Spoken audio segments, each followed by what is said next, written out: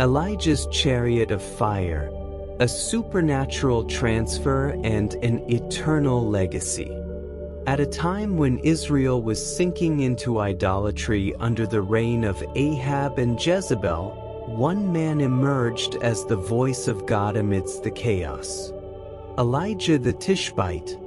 His name, which means Yahweh is my God, was a constant reminder of his mission to confront sin and call the people to repentance. Throughout his ministry, Elijah demonstrated God's power in astonishing ways. He closed the heavens to keep rain out, challenged the prophets of Baal on Mount Carmel, and even raised a dead child from the dead. However, one of the most extraordinary events of his life was not a miracle he performed, but the miracle God performed for him, being taken to heaven without experiencing physical death in a chariot of fire. This story not only marks the end of a great prophet, but also the beginning of a new spiritual movement through his disciple, Elisha. More than a spectacular story, it is a lesson in fidelity, perseverance, and the power of a spiritual legacy. Elijah knew his time on earth was coming to an end. God had revealed to him that he would soon be taken up, but first, he had to prepare his successor.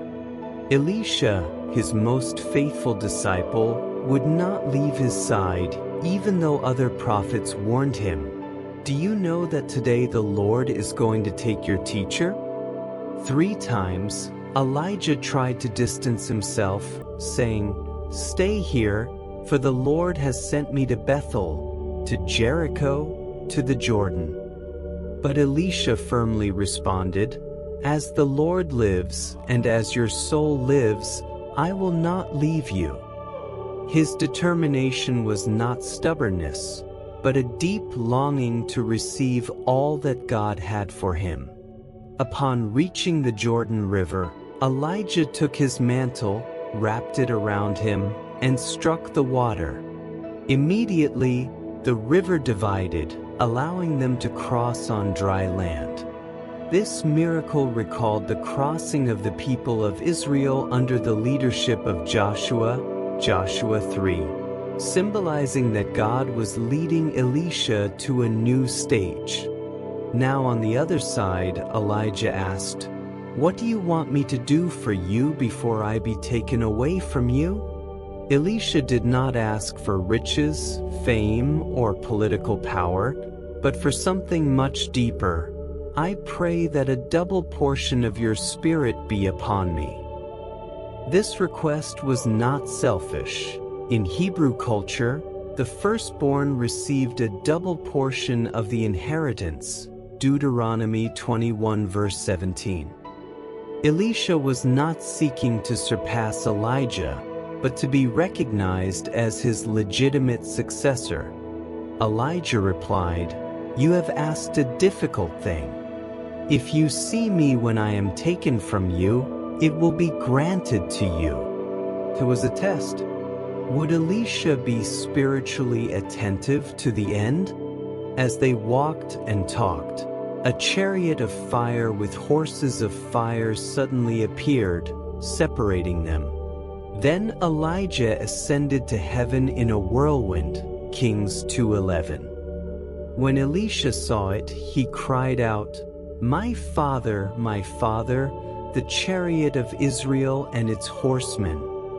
These words were not just an emotional farewell, but an acknowledgement that Elijah had been Israel's true defense, more than all its armies. Elijah's mantle fell, and Elisha took it.